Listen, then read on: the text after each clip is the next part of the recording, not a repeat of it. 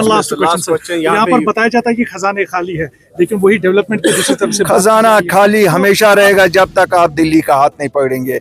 भाई तुम मुझे इसके लिए कितनी सजा दोगे, देते रहो, बात सच है। उसके लिए दिल्ली का साथ जरूरी है। क्यों दिल्ली तो इस सरकार दिल्ली का दिल्ली साथ दिल्ली नहीं है दिल्ली नहीं, मुझे पता नहीं, वो तो जो सरकार में उनको इसलिए पता। खजाने तो हम तो खाली तब भी कहते थे, पहले भी कहते थे कि भैया जम्मू कश्मीर जैसी हसास रियासत में जहाँ ज़खायर नहीं है, हमारे पास अनएम्प्लॉयमेंट है। आप खजाने की बात करते हो, मैं कहता हूँ खजाना भी वेट कर सकता। ये मेरे 12 लाख ग्रेजुएट पोस्ट ग्रेजुएट क्या करेंगे? उनको कौन नौकरियां देगा? उनकी नौकरियों का सोचना है। वो हमारे सब चैलेंजेस है। ड्रग्स आपके चैलेंजेस है।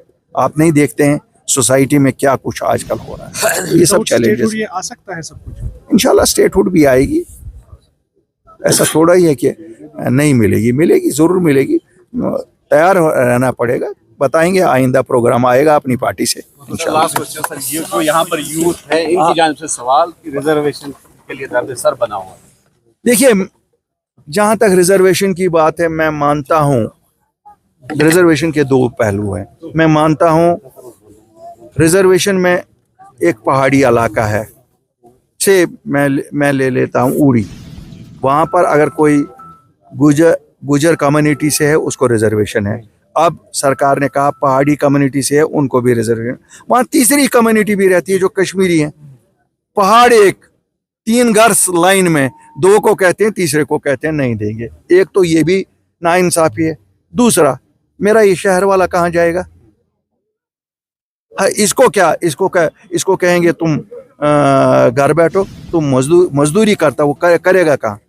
इट शुड बी मेरिट का क्या होगा? जिसको मेरिट है उसकी भी तो बात करनी है। कोई बात तो नहीं करता ना उसकी। हम नहीं कहते हैं। आइडियली ये होना चाहिए था, किसी को रिजर्वेशन मिली एक इकोनॉमिक थ्रेशहोल्ड तक होनी चाहिए थी। जब वो उससे ऊपर आए फिर उनके बच्चों को नहीं मिलनी चाहिए थी।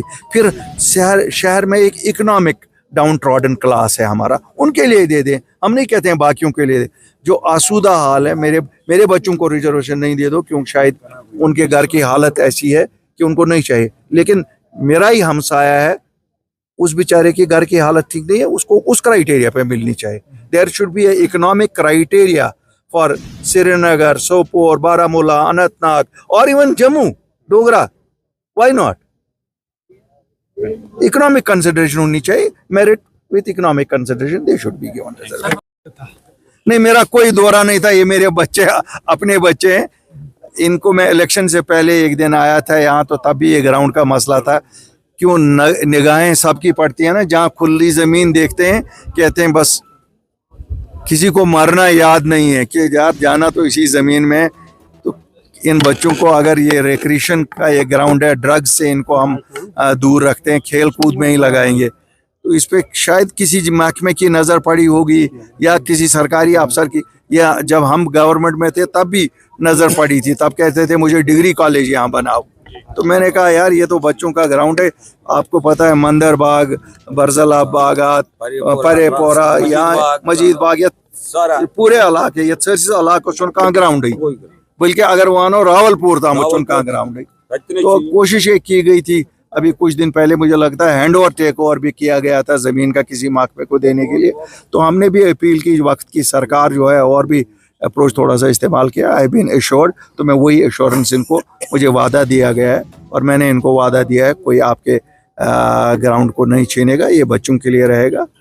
और मुझे पूरी उम्मीद है यहाँ अच्छे खिलाड़ी जन्म लेंगे जो क्रिकेट भी बहुत अच्छा खेलेंगे, हमारी स्टेट का नाम रोशन करेंगे, हमारे इलाके का नाम रोशन करेंगे। सर, इससे हट के एक सवाल, जो होम मिनिस्टर का अभी बयान आया पार्लियामेंट में, तो उन्होंने ये कहा कि आफ्टर एब्रोगेशन ऑफ आर्टिकल 370 हालात जो है वो काफ़ी बेहतर हुए कश्मीर में, और 2 प्रधान वो हमने ख़त्म कर दिया है मोदी जी ने। देखिए जो सच है, सच तो यही है।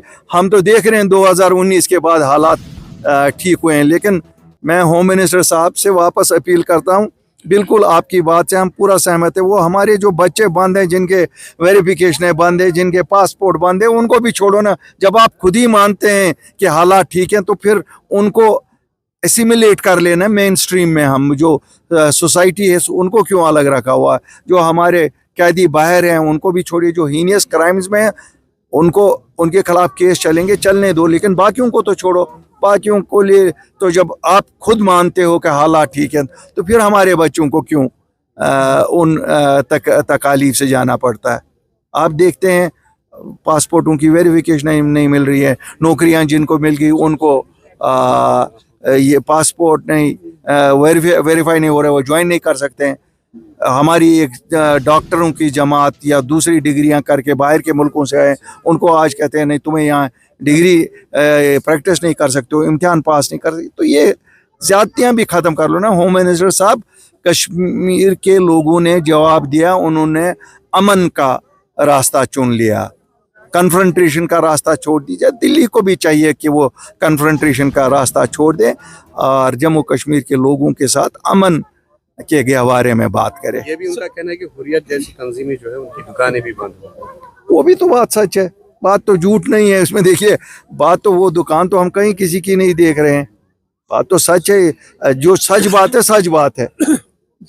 ह्यू एंड क्राई काफी ज्यादा है असेंबली में। Do you support that liquor should be banned in Jammu and Kashmir? देखिए मैं आपको 2-3 चीजें बताऊंगा। मुझे बड़ी खुशी है, कटरा में शराब पे पाबंदी लगाई गई है।